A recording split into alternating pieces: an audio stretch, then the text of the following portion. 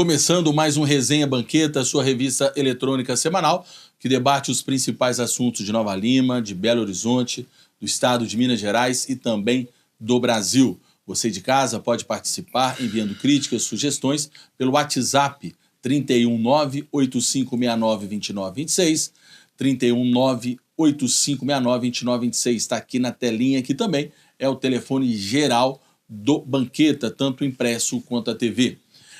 Em nossos estúdios, sempre as presenças de Zé Raimundo, que é colunista do jornal Cultura e Comércio, também apresentador do programa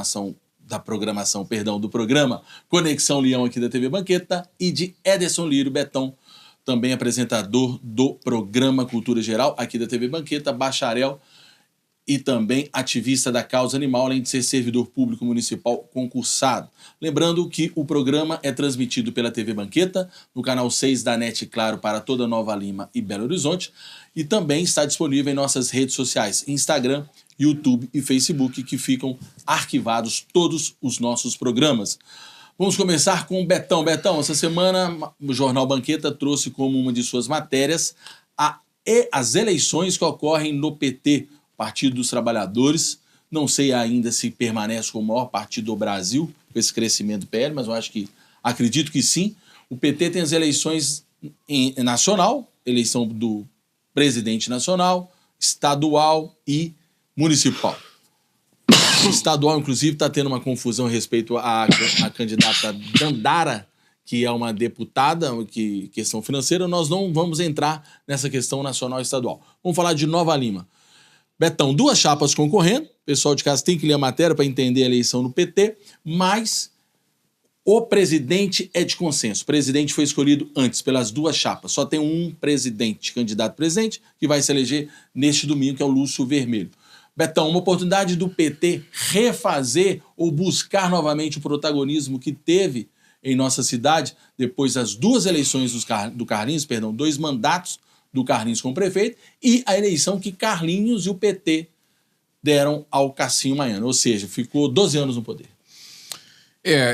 Primeiramente, né, boa, é um prazer estar aqui mais uma vez, tanto na televisão quanto nas redes sociais também, e obrigado por nos prestigiar.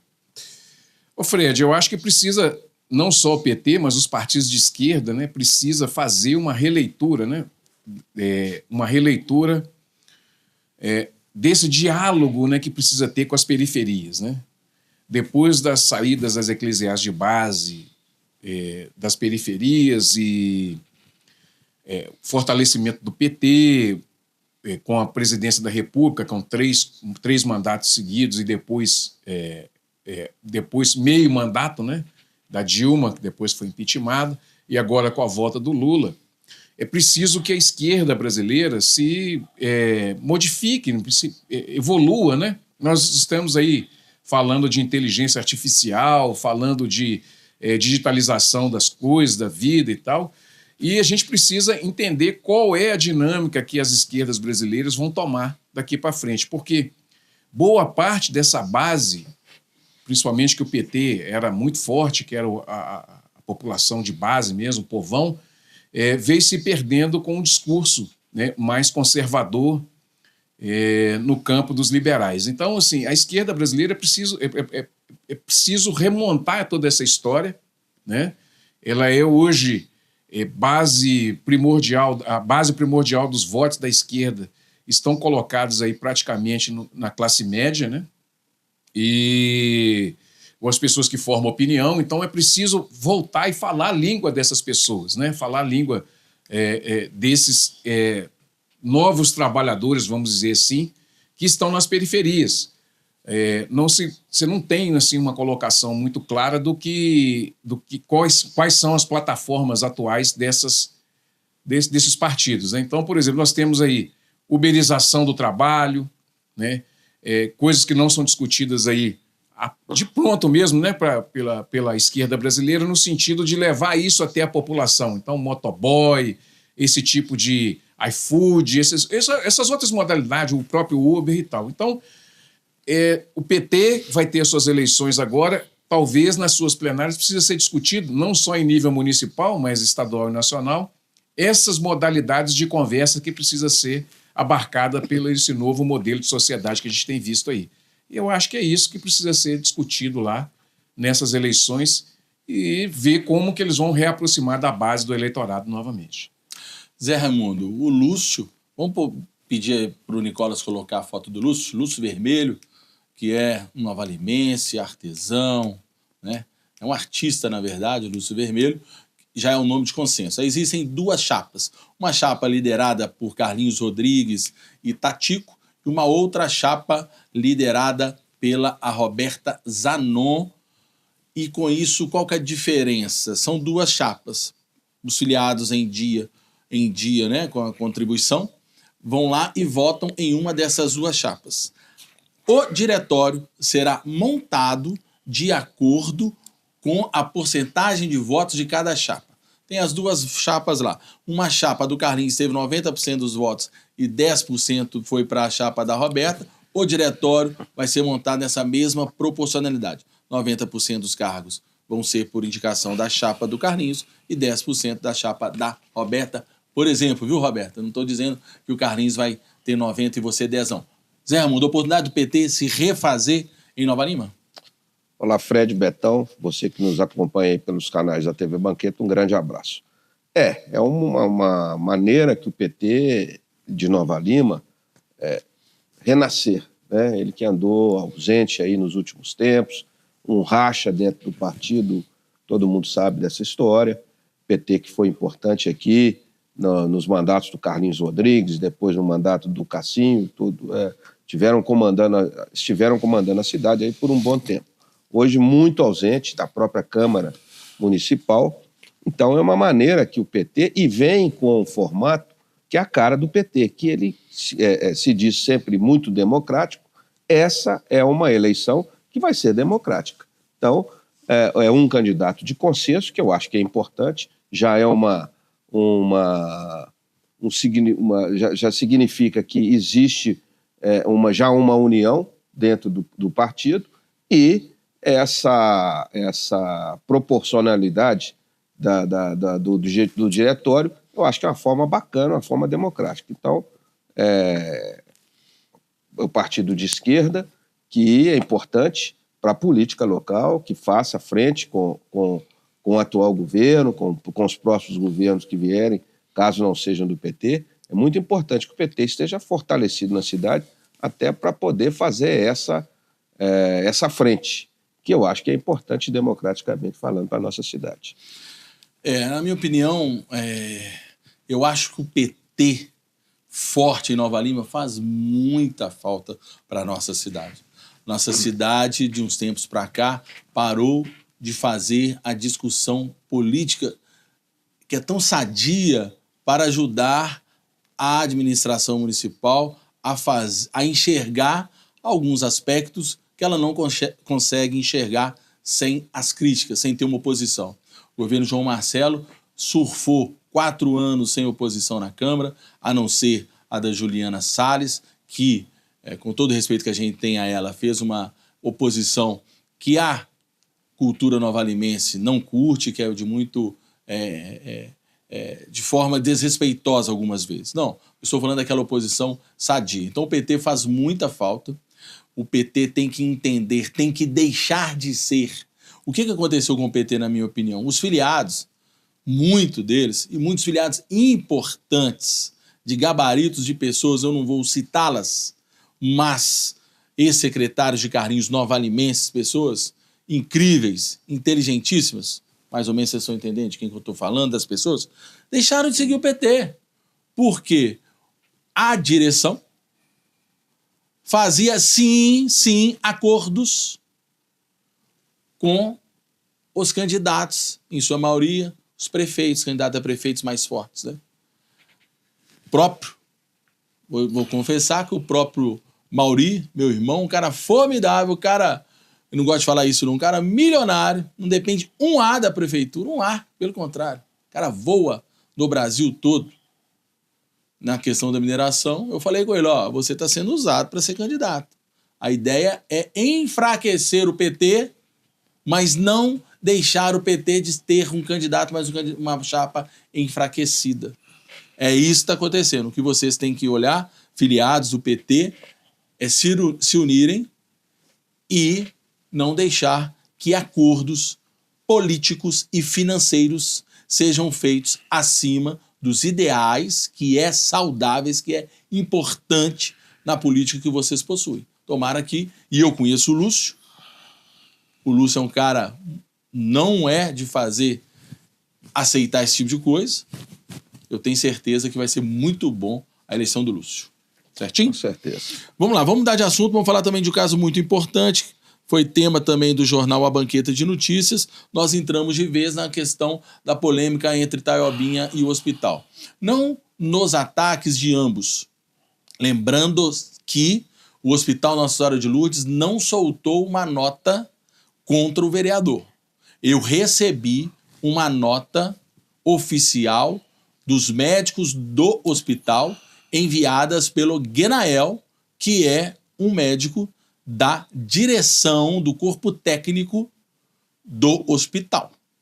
E sim, essa resposta foi muito agressiva ao Taioba. Inclusive disse sobre hemodinâmica. O que o Banqueta fez? Foi atrás do hospital e da Prefeitura de Nova Lima. O que acontece com o morador novalimense sem plano de saúde, que é a maioria da população, infartar? Qual é o atendimento que lhe é prestado? E aí você vai ler no Jornal Banqueta que chegou no hospital, o hospital faz os primeiros socorros e medica essa pessoa infartada e ela vai para a fila de espera do SUS para conseguir um hospital na região metropolitana que faça o serviço de hemodinâmica, que é fazer angioplastia, cateterismo e por aí vai. De tudo que você viu no jornal, Zé Raimundo, dá para a gente ter hemodinâmica? Faz falta? O que você achou sobre essa celeuma que o jornal trouxe? O jornal foi muito esclarecedor, o hospital deu a versão dele, tem as razões dele. Agora, eu continuo batendo na tecla, como nós batemos aqui há 2 anos, parece, há 2 anos que nós estamos batendo nessa tecla aí, que o centro de hemodinâmica deveria existir sim no hospital. Nós temos capacidade para isso, temos o espaço e a cidade tem verba. A cidade ela tem condições de manter esse centro de hemodinâmica. Então, nós não entendemos até hoje o porquê que isso não acontece. Por uma picuinha de alguns. Essa que é a grande verdade. Ah, mas não tem demanda, né? Isso. É o que eles argumentam que não tem demanda. Gente, saúde tem demanda sempre, toda hora, todo dia. A demanda pode ser você, pode ser eu, pode ser o Betão, qualquer um de nós, a qualquer momento, como for o vereador. Então, eu não quero aqui defender o vereador, acho que ele até pegou pesado, porque ele falou do hospital em geral, e não é, o hospital ele tem um ótimo atendimento em muitas áreas, nós temos até que ter orgulho desse hospital aqui. Agora, a falta do centro de hemodinâmica, Fred, eu estou até aproveitando o que a matéria trouxe para poder bater nessa tecla. Faz falta sim, e nós precisávamos ter esse centro de hemodinâmica, porque se tivesse, não teria essa polêmica toda que deu. Betão, segundo o Hospital Nossa Senhora de Lourdes, nós perguntamos, tá, gente?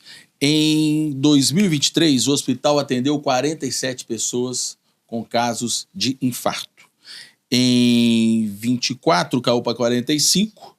Agora, neste ano de 2025, até 30 de junho, 24 pessoas foram atendidas em caso de infarto. Então, vamos imaginar que vai manter a média de 47, 48 pessoas infartadas. O que, segundo o hospital, que nós vamos nessa semana aprofundar muito nessa questão, isso representa 2% do atendimento do hospital. O hospital não entra no detalhe de que não tem demanda para isso. Ela fala que a prefeitura disse isso. Mas a gente sabe que o hospital não quer ter esse centro de hemodinâmica. Não é que não quer ter, mas quer receber por isso.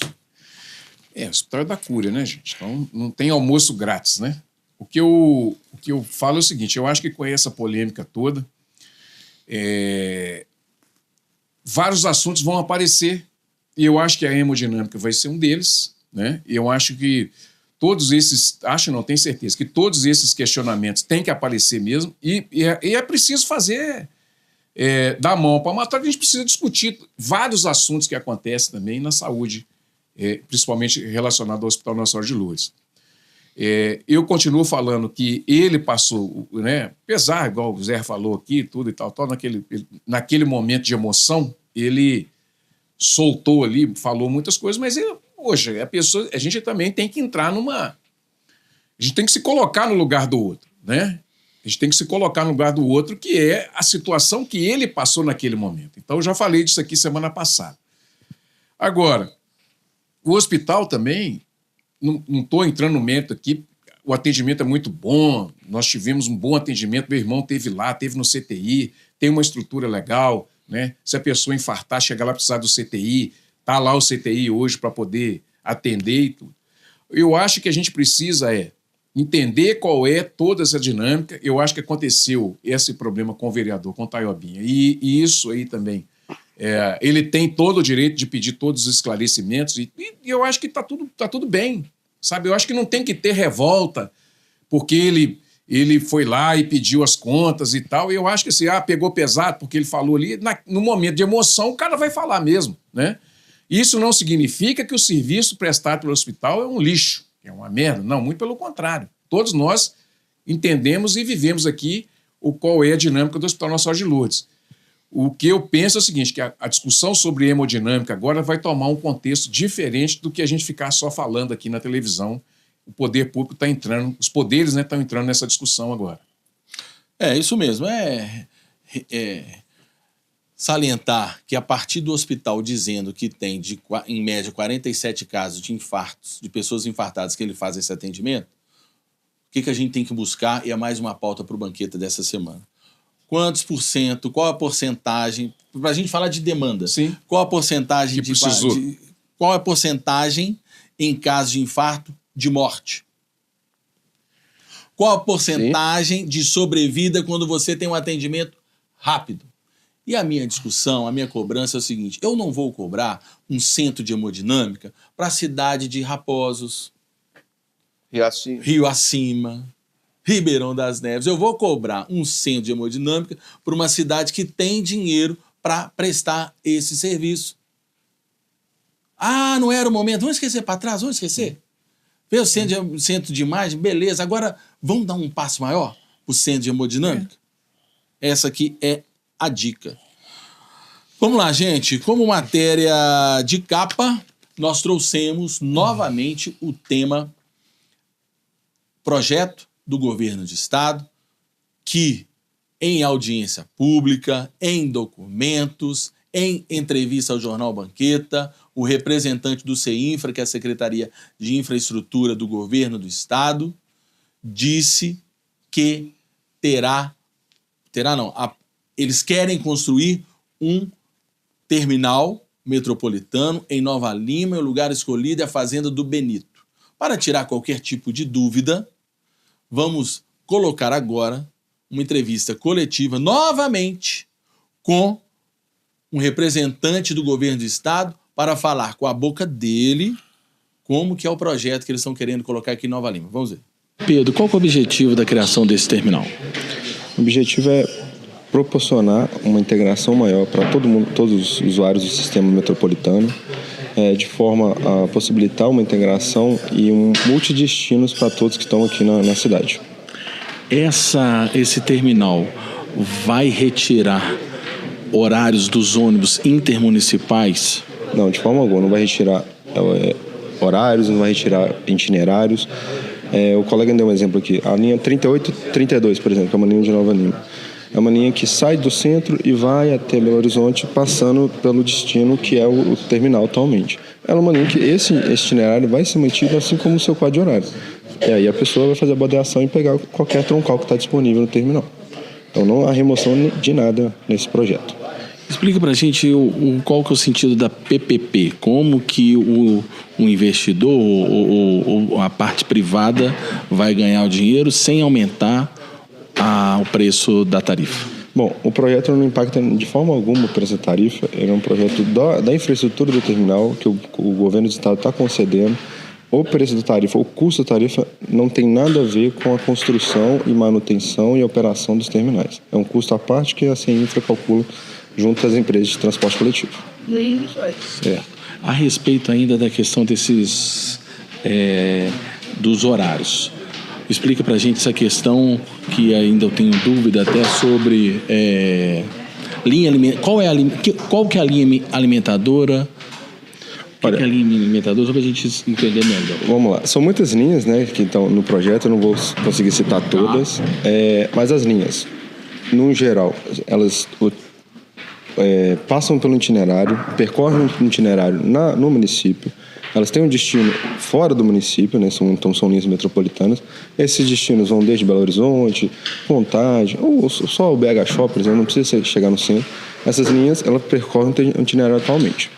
Porém, com a implantação do terminal, a gente vai possibilitar que essa linha que a pessoa usa, ela só tem um destino. Ela só vai para Belo Horizonte, só vai para Eldorado, enfim. Ela vai ser transformada em alimentadora. O itinerário dela vai ser o mesmo dentro do bairro até chegar no terminal, o mesmo código horário, ou seja, mantendo o atendimento. No momento que ela chega no terminal, ela vai poder escolher qual troncal ela vai querer pegar, sem nenhum acréscimo de tarifa nem nada, e aí ela vai continuar o seu destino, qual seja ele for. Betão, você tem alguma dúvida sobre esse projeto? Tem não. Eu só colocar aqui, gente, eu tive um cuidado essa semana, e óbvio, em respeito contraditório, tranquilamente. Mas eu queria colocar, são 48 milhões, né, Fred? 48 milhões nós fizemos. Você divide por 250 mil, que é o preço médio aí do ônibus que nós fizemos por ano, vai dar 200 ônibus. 200 ônibus. Isso não é falado, né? Para que construir um terminal se você pode comprar 200 ônibus a mais para atender Nova Lima, Raposa e Riacima? Qual que é o sentido? Não tem sentido nenhum isso, né? Para que está cogitando uma PPP? Essas coisas que eu falo, assim, de governos que fazem as coisas de cima para baixo, não discute e tal. Essa questão do governo do Estado, né? Estava lá o Matheus Simões lambendo a bota do Bolsonaro, ao invés de discutir políticas públicas que funcionam. Olha as coisas que quer fazer. Terminal aqui, daqui a pouco põe um pedágio aqui no MG. Não estou falando que eles propuseram isso não, mas daqui a pouco põe, porque a ideia é pôr pedágio na região metropolitana. Então, gente, tem que ficar muito atento com esse tipo de coisa, né? Eu não vejo ganho nenhum nisso. Não vejo ganho nenhum nisso aí. A não ser os apaniguados aí. Então, pega os 48 milhões, 47 que for, chama o prefeito, que eu acho que o prefeito não vai ser contra isso, os vereadores não vão ser contra isso, nem nada, e compra mais 200 ônibus para atender essa região, para as pessoas irem sentadas, voltarem sentadas. Você tem dúvida, Fred, que 200 ônibus colocado a mais no horário de pico, tanto para ir quanto para voltar, não resolve o problema, não? Com certeza. Resolve o problema. Sem falar, né, Betão, que tendo mais linhas, a gente que vai de carro, que é um caos estacionar em Belo Horizonte, ou um assalto, né, o estacionamento, você vai de ônibus, né? Exatamente. Então, assim, simples assim. Já tem a faixa ali do MOV, que você desce ali depois do ponteiro, você tem a faixa do MOV que você pega e vai direto e tal, tá tudo tranquilo. Não vejo necessidade nenhuma. Nenhuma. Zé, vamos lá. Vamos colocar na tela a matéria de capa do Banqueta, onde que nós trouxemos, né? Na última semana nós trouxemos a explicação do governo do estado sobre a proposta e nessa semana nós procuramos os nossos vereadores e também o prefeito João Marcelo para saber quais deles estão contra a construção. Então, voltando lá, nós procuramos todos os 15 vereadores e o prefeito João Marcelo para saber deles quais estão contra a proposta do governo de construção do terminal metropolitano e quais deles estão a favor da proposta do governo. Vamos na tela colocar um por um quais são os vereadores que já se posicionaram contrários à proposta que foi muito explicada durante a audiência pública, com a presença de 5 vereadores, onde o Banqueta fez matéria na semana passada, colocando tudo que não é o que o Fred acha, é o que o governo do estado falou. Vamos ver. Vereadores que são vereadores contrários à construção de um terminal para ônibus metropolitanos em Nova Lima. Vamos lá, um por um. Tiago Almeida, vamos começar com o Tiago Almeida, presidente da Câmara, se posicionou contrário à construção deste terminal que vai favorecer a Saritur. Abner Henrique, vereador, ele também foi contrário à proposta da construção do terminal. Anísio Clemente Filho, Anisim, também foi contrário à proposta do governo Zema de construir um terminal. Na verdade, será uma estação de transbordo. Próximo, Claudinho Vale também se posicionou.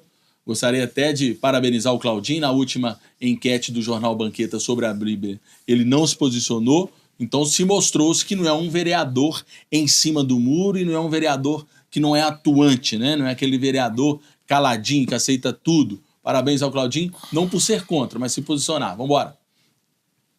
Gliverson Marques, filho do nosso querido amigo Ronaldes Marques, também foi contrário à esdrúxula proposta do governo do estado.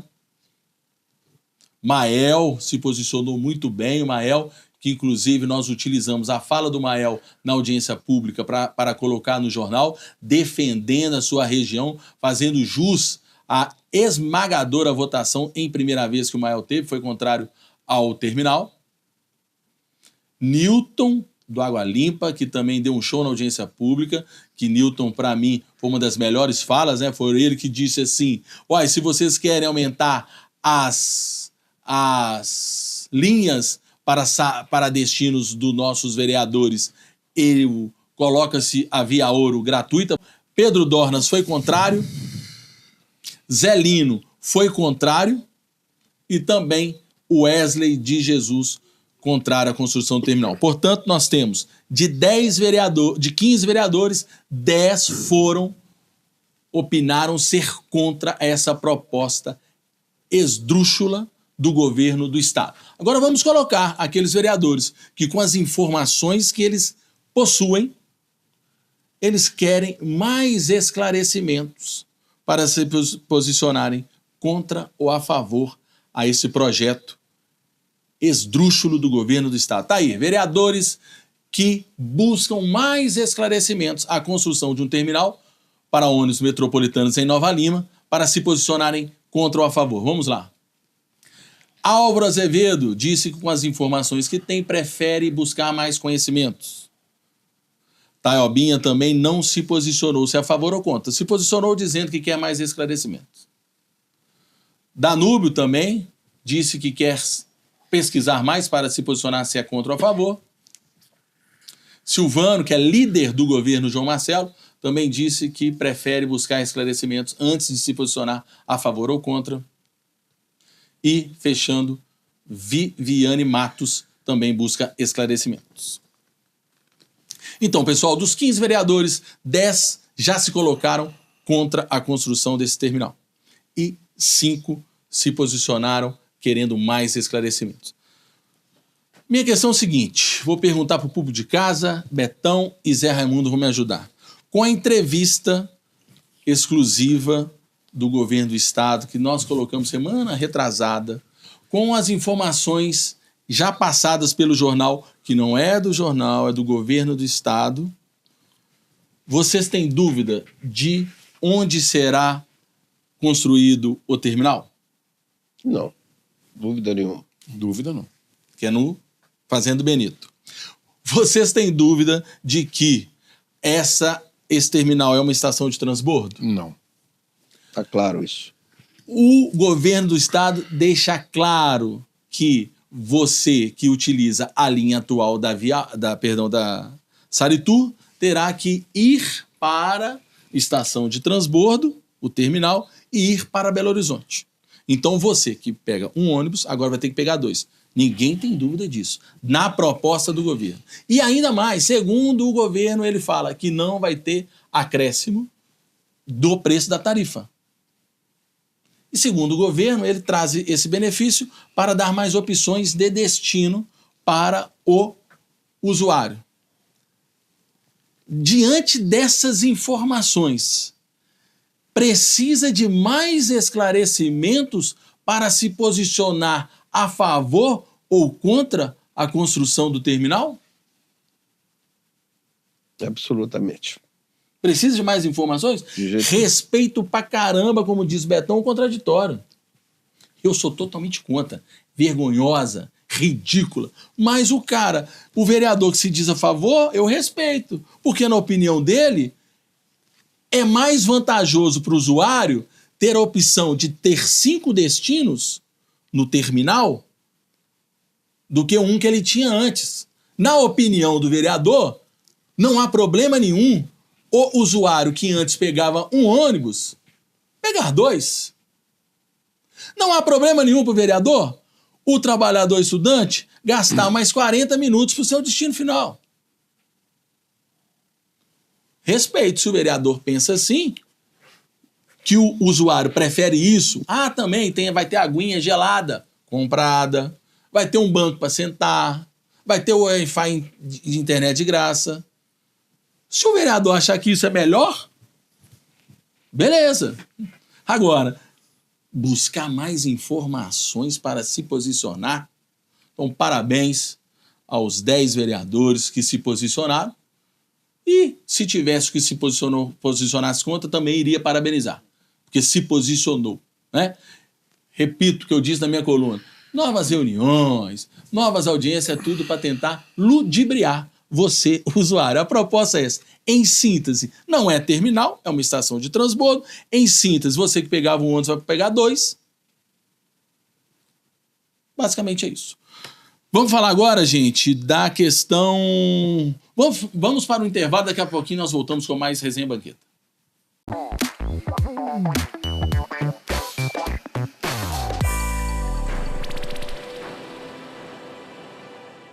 Dengue, zika, chikungunya e febre amarela urbana são doenças transmitidas por um mosquitinho, o Aedes aegypti. Contra ele, a prevenção é a melhor solução. Vamos eliminar os focos de água parada nos vasos de plantas, nos pneus, nos recipientes abertos. E um repelente é sempre bom.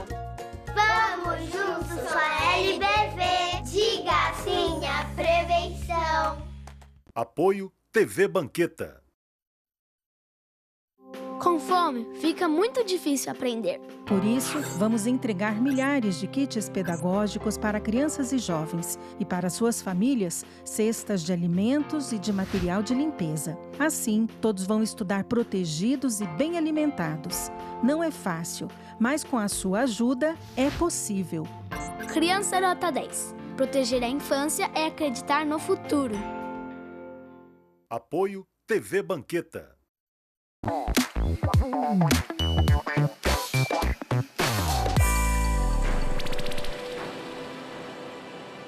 De volta com Resenha Banqueta, aquele programa que, na verdade, é uma revista semanal de debates e muita resenha, como o próprio nome diz.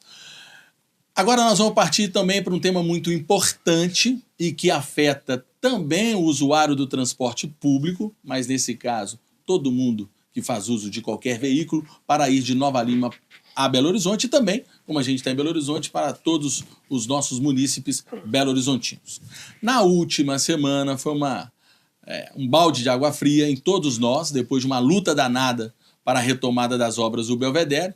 Assim que a construtora começou a voltar com os tapumes, né, das obras que haviam sido retiradas, o Ministério Público recomendou à Prefeitura a suspensão imediata das obras no Belvedere, alegando que não havia apresentado ou realizado, apresentado na verdade, né, as licenças ambientais para a obra naquele local. E, graças a Deus, nesta quarta-feira, através do esforço do deputado estadual João Vitor Xavier, que fez aquilo que a gente falou sobre o diálogo, ele foi até o Ministério Público, foi conversar com o novo procurador, que é uma grande pessoa, conheci ele na homenagem que o Vitor Penido recebeu no Congresso dos Municípios Mineiros, o Paulo de Tarso, e através da força do João Vitor Xavier, não da força errada, mas da força de articulação e de querer resolver. Ele foi até lá e conversou com o procurador, que recomendou até o promotor de que está correta a questão da prefeitura. A questão, Betão e Zé Raimundo, foi na interpretação do tamanho da obra. Então, com isso, através do deputado João Vitor Xavier, o Ministério Público suspendeu a recomendação de paralisação da obra e deu 10 dias para que a Prefeitura de BH apresente os documentos que ela diz ter e que o Ministério Público, depois da atuação do João Vitor, concorda que é esses documentos que precisam para a obra. Não são os documentos dentro da denúncia de alguma meia dúzia do Belvedere que denunciou que achava que a obra seria de grande porte. Atitude legal, né, Zé? Muito legal, e espero que seja o último capítulo dessa novela, né, Fred? Novela que já podia estar em andamento, já está indo para o seu término, e não está acontecendo por burocracia e, conforme você disse bem, por bem-estar de meia dúzia de moradores ali que acham que a obra vai prejudicar aquela turminha de lá. E enquanto ela vai beneficiar, todo mundo sabe disso, milhares de pessoas que moram na região, que transitam por ali no dia a dia, de ônibus, de carro, para lá e para cá. E não é à toa que o deputado João Vitor Xavier, eleito já 3 ou 4 vezes, aí, deputado 4, acho. 4 mandatos, continua sendo eleito e vai, pelo jeito, vai continuar se quiser ser candidato. Porque ele tem ação. E não é a primeira vez, não estou aqui para elogiar, voto nele porque acho que ele é um bom deputado, e por isso o meu voto tem sido dele nas últimas eleições. Vai continuar sendo por isso, porque ele é atuante. Então, parabéns ao deputado que está fazendo o seu papel, que é o papel de conciliação e o papel de buscar melhoria para a maioria da população. Betão, atitude louvável do deputado João Vitor Xavier em buscar o diálogo e ir atrás do procurador, e também uma atitude sensata do procurador Paulo de Tarso. Conversa de gente republicana, né, Fred? Isso que é mais importante. Quando a gente tem...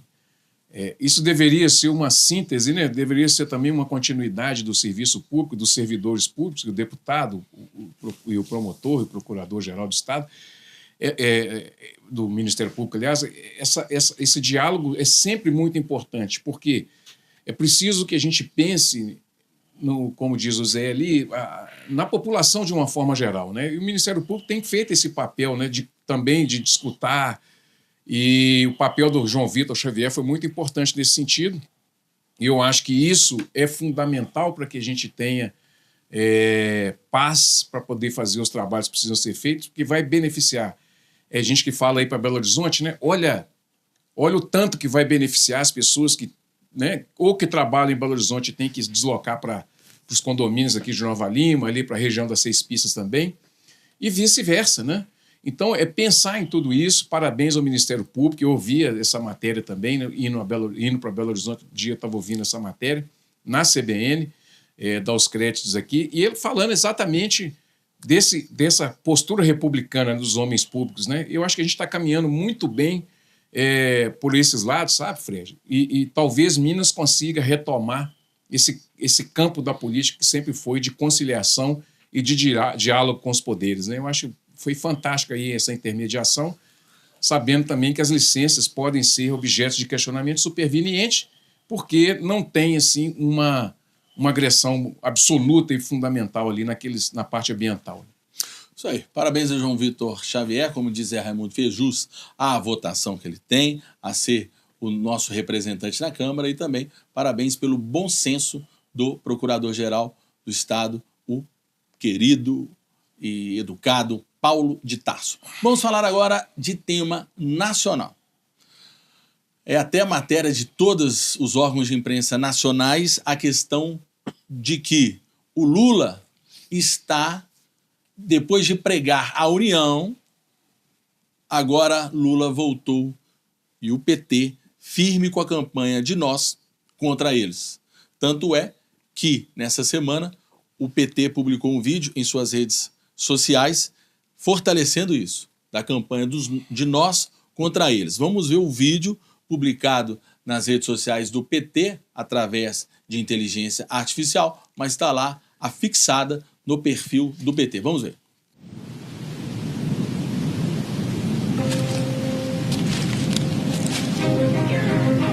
governo Lula deu início a uma virada histórica na cobrança de impostos no Brasil. Quem ganha até R$5.000 não vai pagar nada de imposto de renda. Além disso, quem ganha entre 5 mil e 7 mil terá redução no desconto tributário. E para manter as contas equilibradas, o governo vai passar a taxar quem sempre pagou pouco ou quase nada: os super ricos. Bilionários, bancos e plataformas de apostas que pagam nada ou quase nada de imposto de renda vão passar a pagar mais. Porque imposto é necessário, mas justiça também é.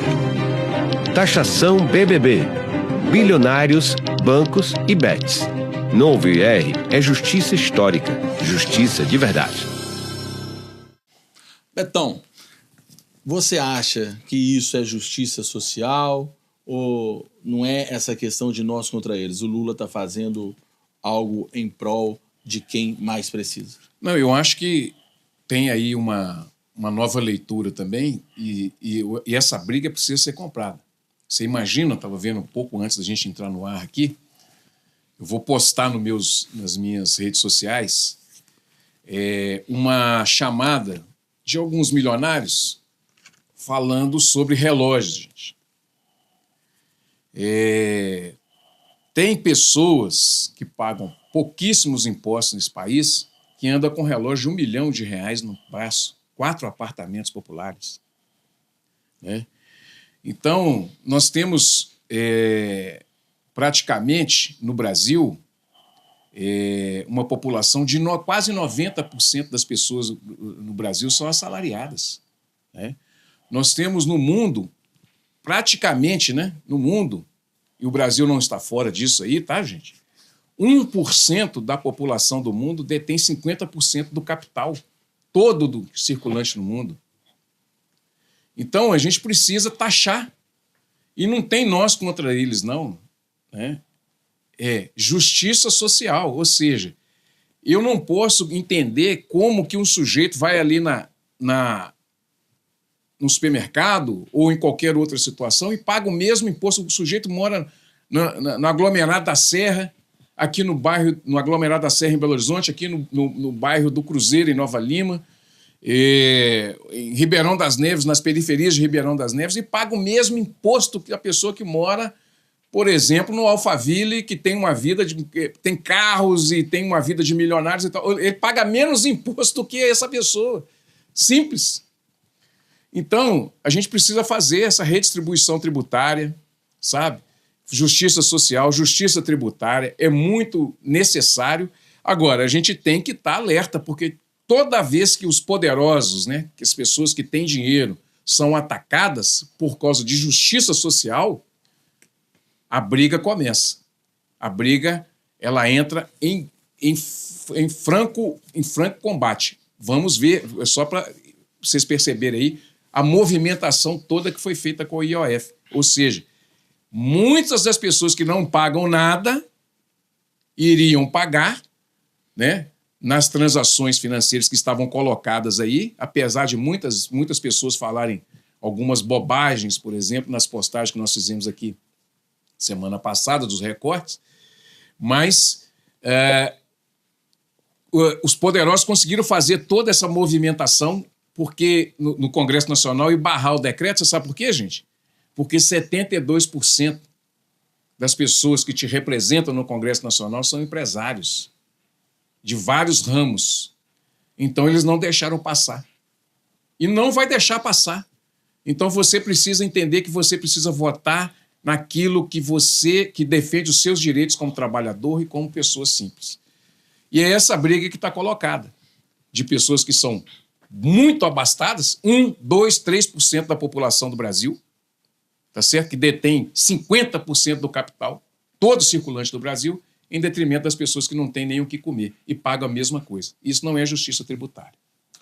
Zé Raimundo, a questão do PT em dizer que a cobrança de impostos é justiça social e a questão da direita dizendo que o Lula está desesperado e abandonou o discurso de união e volta agora com o discurso de nós contra eles.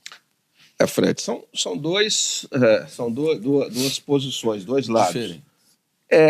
Evidentemente que o PT e o presidente Lula está vendo a popularidade dele despencar a cada pesquisa. Cada pesquisa que está sendo feita, nós estamos mostrando isso aqui, e eles estão preocupados, e está certo o governo de estar preocupado com essa situação. Ele tem que melhorar os seus números, porque vem aí uma eleição próxima, no ano que vem.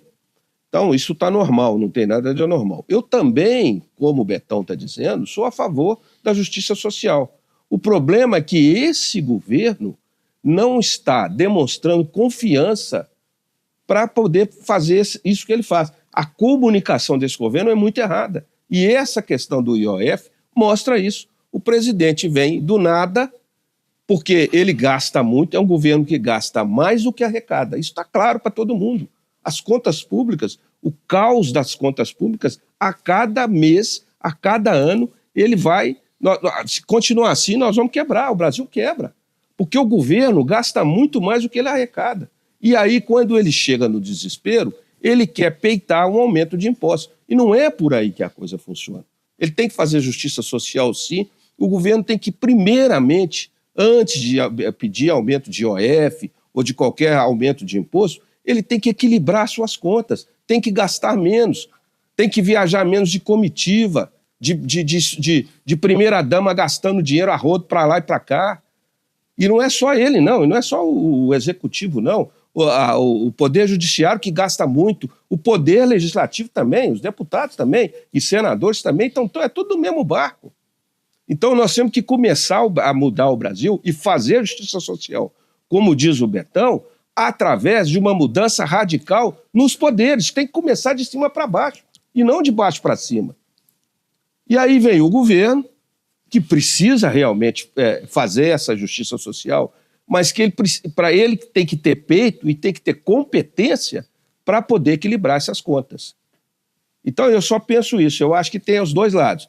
Tem o lado do nós contra eles, isso está normal, é da política, faz parte, o PT, o PL, essa guerra vai continuar, isso faz parte da democracia, como todo mundo gosta de dizer. A democracia é isso, cada um vai defender o seu lado. Agora, a justiça social é importante sim, e o Brasil precisa mudar sim. Agora, está mais do que claro que nós precisamos mudar de cima para baixo e parar de gastar os tubos de dinheiro que são gastos em todas as esferas governamentais desse país. Porque se não for assim, nós vamos quebrar. Lá na frente nós vamos quebrar. Porque não tem como mais. Vamos começar aqui por um problema que é mais sério do que tudo que nós falamos aqui, Fred, que é o problema da Previdência Social. A continuar do jeito que nós estamos, daqui mais alguns anos, nós vamos quebrar a Previdência. Por quê? O faturamento, tem muita gente que não está... O trabalho sem carteira, né? O trabalho sem contribuição informal, ele aumenta cada dia. E a população está envelhecendo. Então nós temos que equilibrar as contas sim, mas de cima para baixo. Tem que cortar muitos benefícios de poderosos, como diz o Betão. Não é só aumentar imposto para os poderosos, não. Isso também faz parte. Mas tem que diminuir os ganhos dos poderosos lá de cima, poderosos governamentais, do poder executivo, do poder legislativo também, e principalmente do poder judiciário, que gasta uma fortuna. Esses exemplos que o Betão dá, se for dar exemplo aqui, o que é um jantar lá no poder judiciário, isso é brincadeira. É brincadeira até falar. O que a primeira-dama faz nas suas viagens, nos seus passeios por aí, é outra brincadeira. E pensões de filhas que não se casam de militares e também de deputados e senadores, que elas não se casam no papel, são casadas, mas não se casam no papel para não perder o benefício. Quer dizer, a lei tem que ser mudada, nós temos que começar de cima para baixo. Está tudo errado aqui nesse sentido. O dia que começar a fazer isso, o Brasil vai ser outro. E aí, esquerda ou direita, vão poder governar com tranquilidade, mas tem que ter esse respeito. Só porque é uma resenha, né? Isso que o Betão falou, tem um caso... Zé Raimundo falou, tem um caso famoso, né? A Maitê Proença, artista global, parece que agora saiu da Globo, acho que todo mundo saiu, né? Ela não se casou no papel até hoje porque o pai dela era militar. Essa é a pensão até hoje. Absurdo isso. E por falar nas viagens, o Lula, que foi muito criticado com relação aos gastos com as viagens internacionais, foi, Betão, para a Argentina e ficou hospedado na embaixada para diminuir os custos. Que bom. Belo exemplo do presidente. E todos tinham que ser assim, todas as viagens dele e diminuir as suas comitivas. Não é só ele, não. Estou falando de ser geral. Ele é porque ele está no poder hoje. Gostei da fala do Zé, porque o Brasil é difícil, né? Reclama que viaja e gasta. Aí quando ele fica na embaixada, vai tentar fazer média. Difícil demais. Vamos lá, pessoal. Notícia quentinha. Acabamos de falar do IOF. O Moraes, ministro do STF, suspendeu as decisões do governo que propunha o aumento do IOF e também suspendeu a decisão do Congresso em barrar essa questão do IOF. Qual a sua posição a respeito disso, Zé Raimundo? O ministro inteligentemente está fazendo a ação correta, né? Essa briga, essa guerra dos poderes não vai levar ninguém a nada, o Brasil a nada. Nós precisamos resolver essa pendenga aí. Se um está certo, o presidente está certo de fazer o decreto, o legislativo está errado ou está certo de barrar, isso é uma discussão que não vem ao caso. Tem que ter um consenso, sim, tem que sentar, conversar e encontrar o melhor caminho. Nessa, o ministro acertou em cheio. Betão, pessoal de casa, segundo Moraes, há dúvida sobre a legalidade da medida do Executivo, que propôs o aumento do IOF, que pode ter usado o imposto com objetivo arrecadatório, o que é proibido pela Constituição. O IOF, que é o imposto regulatório sobre operações financeiras, tem natureza extrafiscal, ou seja, deve ser usado para regular o mercado e não como forma de aumento da arrecadação. Já esses decretos presidentes previam 60% da arrecadação. Por outro lado, o ministro entendeu que o Congresso também foi além de suas atribuições ao tentar assustar os atos do presidente. Segundo Moraes, Betão, que é da sua área, a Constituição só permite essa suspensão se houver abuso do poder regulamentar, o que não ficou comprovado. Pois tem uma antinomia aí, né? Tanto do governo federal, que parece que a AGU, o pessoal que, aliás, quem propôs, né, comeu mosca aí na constitucionalidade, porque foi falar que era para arrecadar, e aí não pode ser um imposto para arrecadar, não é um imposto arrecadatório, ele é regulatório, é para regular o mercado. Então, essas discussões, eu acho que foi muito bem essa decisão do ministro, Fred, porque as pessoas precisam sentar e discutir de forma republicana, como foi feito aqui, né? O judiciário, executivo e legislativo, discutir qual é a melhor forma de atender esse clamor do governo federal, né? Porque, a despeito do que fala que gasta muito, se você for pegar o que gasta, aí você vai pegar os super salários, etc., vai pegar uma série de coisas, folha de pagamento, fica pouca coisa de margem para o governo federal trabalhar. Ele mesmo, o governo de forma geral, de forma restrita ali para poder trabalhar. Então, é preciso que a gente tenha bom senso e age de forma republicana para que a gente consiga apaziguar os ânimos, né, de todas essas pessoas que têm essa necessidade de pôr fogo no parquinho para que a política sobressaia nesse campo. Vocês têm razão, né, vocês dois, mas eu tenho tanta antipatia, já que é uma resenha, eu tenho tanta antipatia do Xandão, que tudo que ele entra para mim eu já discordo, mas vocês têm toda a razão. Vamos lá, falar rapidinho que eu pulei a questão do Estado. Após Matheus Simões namorar, puxar saco do Bolsonaro, e o Matheus Simões sempre pregando a união da direita, ou seja, a união de Cleitinho, a união de Nicolas, junto ao Matheus Simões, ele na cabeça, Cleitinho procurou os órgãos de imprensa e foi taxativo. Ele é a favor da união da direita, mas ele é a favor de que o candidato a governador seja quem está na frente das pesquisas, e nesse caso ele é disparado o que está na frente. Betão, o que você achou desse posicionamento do Nicolas? Nicolas não, Cleitinho. O Cleitinho, nesse caso, ele tem razão, né? Porque você está com 40, sei lá quantos por cento que ele está aí o Matheus Simões está com 3 lá querendo dar as rédeas, não tem jeito, né? Mas está sendo até engraçado ver essa disputa, né? Assim, de pessoas que não têm Quem já teve tantos políticos de nome nesse estado, né? Você ficar vendo essas discussões de Cleitinho e Matheus Simões, né? Nossa Senhora, que preguiça que dá. Que coisa horrorosa, a que ponto que nós chegamos. Pô, tem que continuar comentando, Freixo? Não, tá difícil. mas, Raimundo... Não, o Cleitinho está certo. Ele tem que buscar o lado dele, ele tem que procurar fazer a coisa certa. A coisa certa seria essa. Agora, eu só tenho dúvida se isso vai acontecer. Porque na política isso não acontece. E, na maioria das vezes, aquele que tem o maior aceitação não é o escolhido para ser o candidato dos partidos, está claro. Na qualquer esfera, na federal, na estadual e até na municipal. Quantas e quantas vezes você fulano de tal vai ser o candidato do prefeito tal, porque ele nas pesquisas está na frente e é uma baita de uma mentira, não está na frente de nada. Ele é que escolheu. Então, isso aí, o Cleitinho está perdendo o tempo dele. Ele não é indo para a imprensa e declarando isso que ele vai conseguir, não. Ele tem que trabalhar isso internamente, se é que ele quer ser o candidato. Isso vai ser discutido lá dentro, entre os partidos da direita, lá, os partidos dele, isso é que vai ser decidido. O resto é bobagem. Ou, na verdade, como eu sempre digo, né? Tem muita gente dizendo que é novo, né? Que é uma política nova, mas nada. Na verdade, Betão, ele gritou, opa, eu tô aqui, ó. Vamos sentar, vamos conversar. Aí vocês entendem o que é sentar, o que é conversar, o que é negociar na política. É que eu sempre falo. Não tenham políticos de estimação, porque são todos, em sua grande maioria, igual. A mesma coisa que você falar que Pacheco é a nova política. Você tá de sacanagem comigo, né? Pitaco final, Zé Raimundo. Pitaco final dessa semana é fazer um agradecimento aqui a duas pessoas em especial.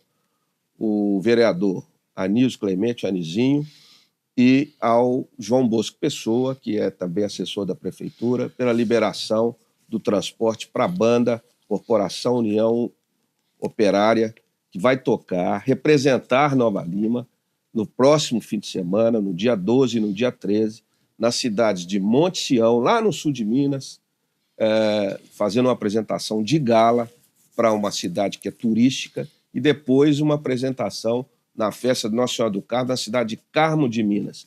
Então, obrigado a esses dois personagens que ajudaram tanto para poder liberar esse transporte, que é essencial para que a banda possa elevar ainda mais o nome dela, da corporação, mas também o nome da cidade de Nova Lima.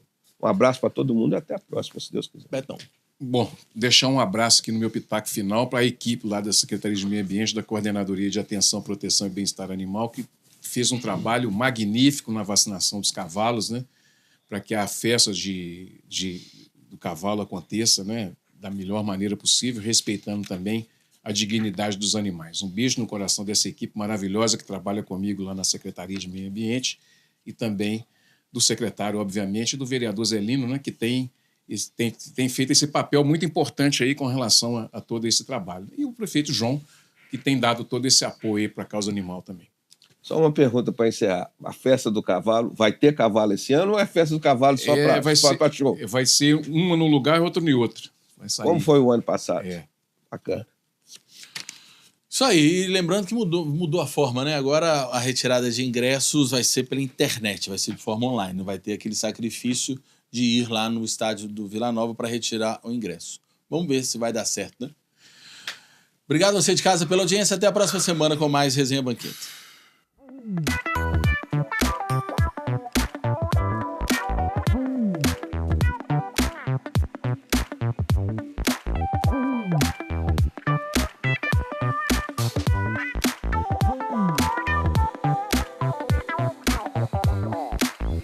Oh,